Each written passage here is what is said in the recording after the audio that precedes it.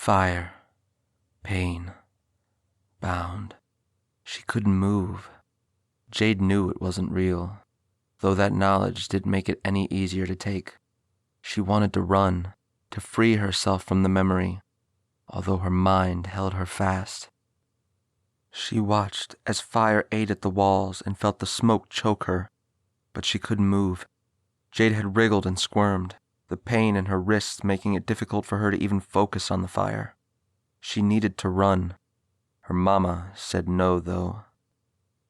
Her mind cried out with a mix of horror and relief when she looked at the woman who stood over her, the knife in her hand gleaming both with Jade's blood and with the flames. "Mama, please," she had moaned, coughing as smoke saturated the air. She remembered the look in her mom's eyes when she leaned down and laid her finger over Jade's lips. "Hush, love. It will be over soon. The devil will take you and give me a good girl instead. No more wickedness." She had crooned and sat on the edge of the bed, smiling as she stared at the blood that ran down Jade's arms.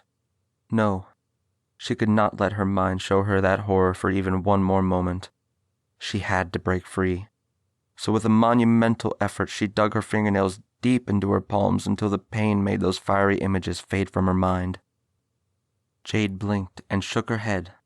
Birdsong filled the air, mixed with the sounds of summer all around her. A young boy fished in the pond, the sun warmed her skin, and insects buzzed. It all brought her back to the moment. Her body relaxed as she took in the surrounding scene. There was no fire. It was over. Several years had passed since that horrible night. She was safe. She knew it was true, although sometimes the skin on the back of her neck crawled like she was being watched. She shivered. Her fingers moved involuntarily to trace the scars her mom had left on her wrists. Sometimes she felt as though it was nothing more than a nightmare. Other times, the past felt more real than the life she led. She cleared her throat and stared out at the pond. Its waters were warm, its banks covered by waving grasses, rocks, and trees. Her stepbrother sat on the shore with a fishing pole in his hand, staring out at the bobber that rested on the water's surface. The house that was visible through the trees looked like it had come from a home and garden ad. Each line drew the eye to the next, each flower and stone in the place where it looked most natural. It was a wide ranch with large windows in every room that looked out onto the beauty of nature all around.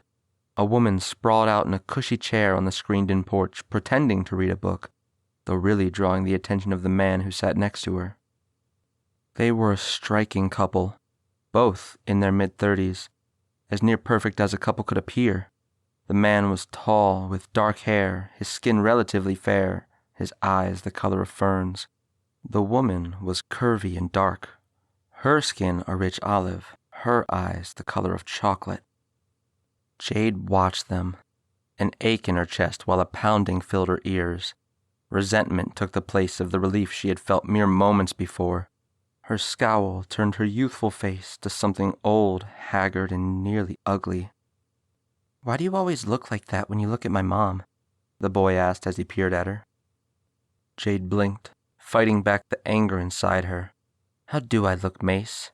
she asked, trying to make her smile appear more natural. He shrugged. "You look like an old lady me and Mom used to live by. She was super grumpy and always yelled at me every time I made a noise in the hallway." Jade let out an unforced laugh. Her posture relaxed. "Mace, I love being compared to nasty old ladies. Thanks tons. Now, you want to see if you can outrun me?"